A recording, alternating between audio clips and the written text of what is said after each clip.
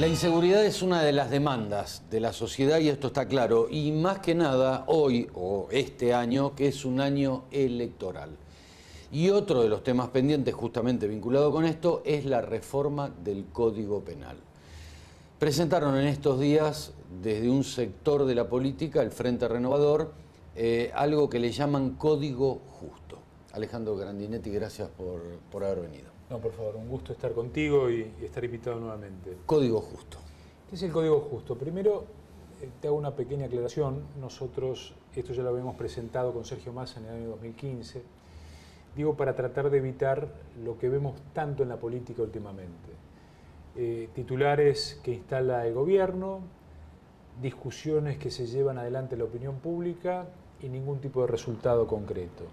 Particularmente, por ejemplo, vinculado al nuevo régimen penal juvenil, que fue un título, la utilización de las Fuerzas Armadas para controlar el narcotráfico en frontera, otro título, con lo cual a veces lo que tenemos es solamente eso, tenemos una presentación para las redes sociales y no tenemos una discusión concreta como debe ocurrir en el Congreso de la Nación.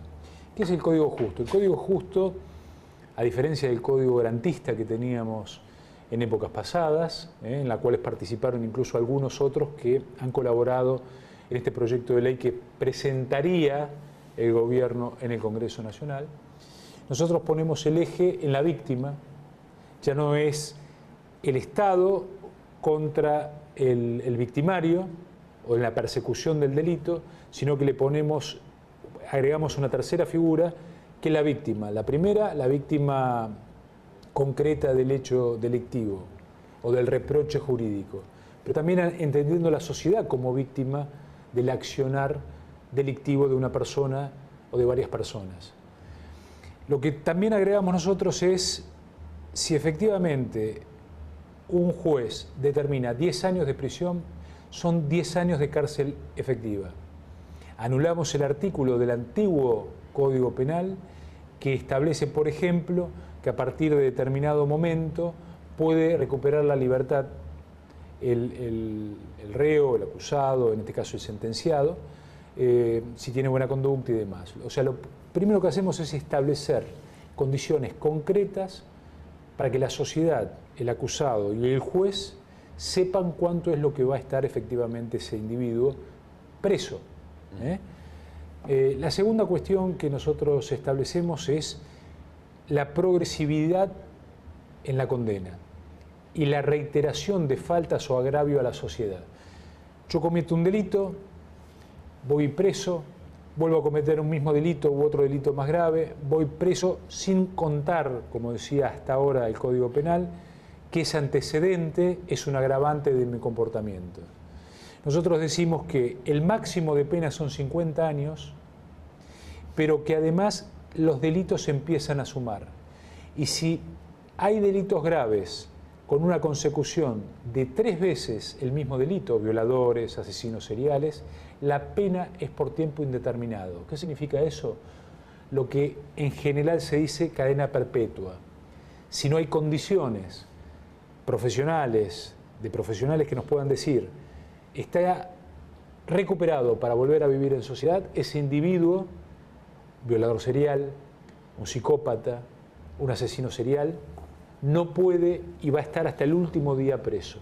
O sea, lo que nosotros queremos desde el Frente Renovador es llevar a la sociedad y a cada uno de los que intervienen en una comunidad certezas que hoy el Código Penal no estaba llevando.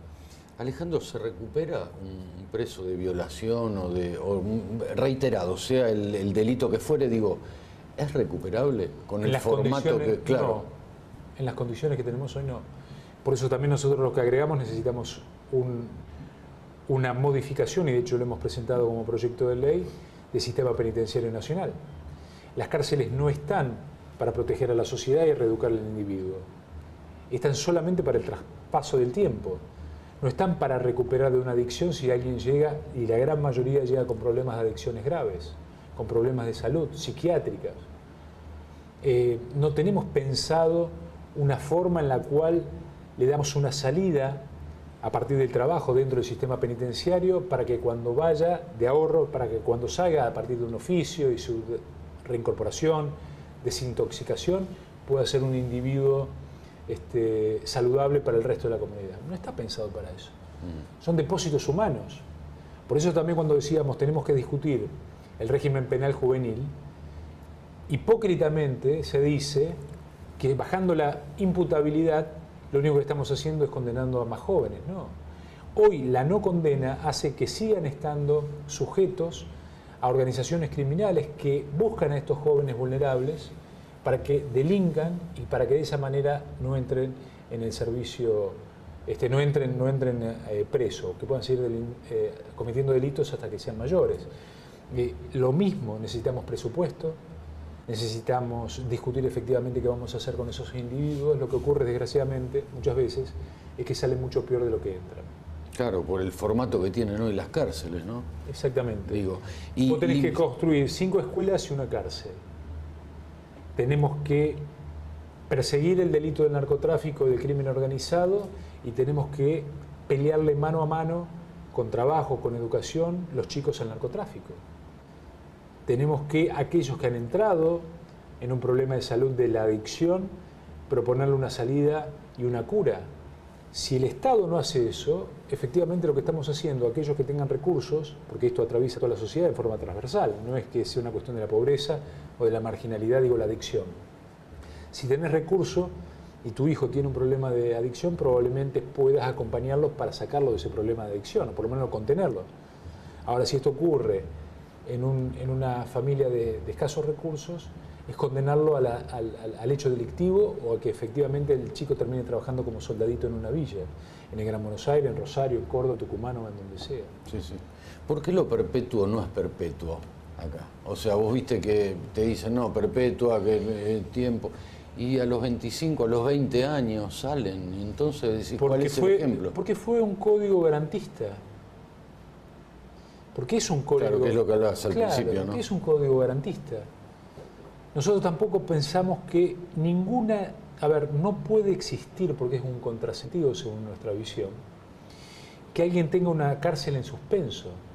Menos de 3 años, según lo que dice el Código Penal, es no privativa de la libertad. Ahora bien, cualquier tipo, no puede ser que alguien entre en una tentativa de robo, entre por una puerta y salga por la otra.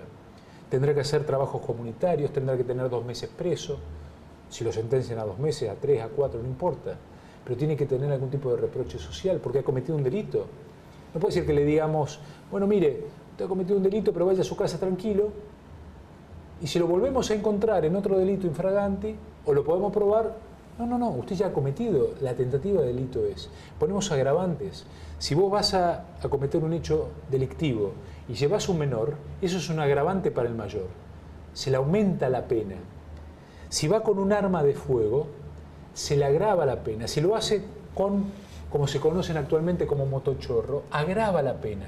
Nosotros creamos cerca de, déjame pensar, 100 artículos nuevos en ese código justo. ¿Por qué? Porque hay delitos nuevos, porque la condición social cambió.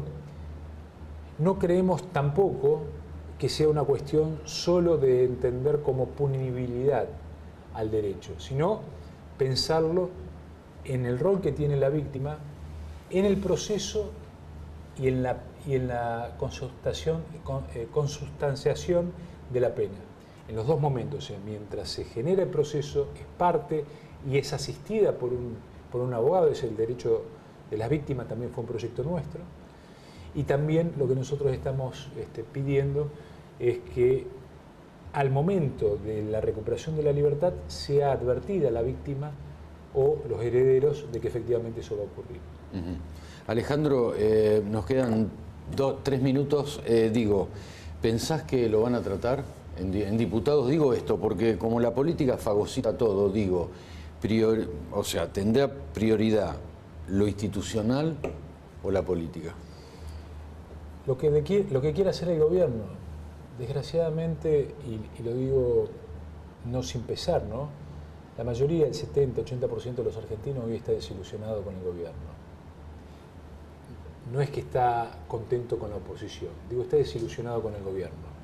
Si efectivamente nosotros no ponemos en el debate solamente para correr el eje de lo económico el tema de la inseguridad, porque es serio, el gobierno tiene todas las herramientas, porque es el que tiene la presidencia de la Cámara de Diputados, la presidencia de la Cámara de Senadores, porque es la que tiene que conseguir los acuerdos, puede propiciar este debate. Si no ocurre el debate es porque no quiere el oficialismo. Déjame que yo tenga algunas dudas, como tantos otros temas que ocurrió, porque le cae cómodo al gobierno discutir de seguridad ahora, no porque le interese la seguridad, sino porque no le interesa hablar que perdimos 500.000 de puestos de trabajo, 200.000 según lo que dijo el INDEC el año pasado, más 200.000 que se ingresaron por el aumento vegetativo de la población, o sea, jóvenes que no consiguieron trabajo, y en un cálculo optimista 100.000 que estaban en la economía informal de la Argentina, que hacían las changas y que hoy se han caído de esas changas. Entonces, digo, destruimos 500.000 de puestos de trabajo. Nos proponen el debate de la seguridad, aceptamos el debate de la seguridad porque nosotros nos preparamos, porque somos rigurosos, porque sabemos de lo que hablamos, lo mismo que en economía con Roberto Lavagna, con Aldo Pignanelli.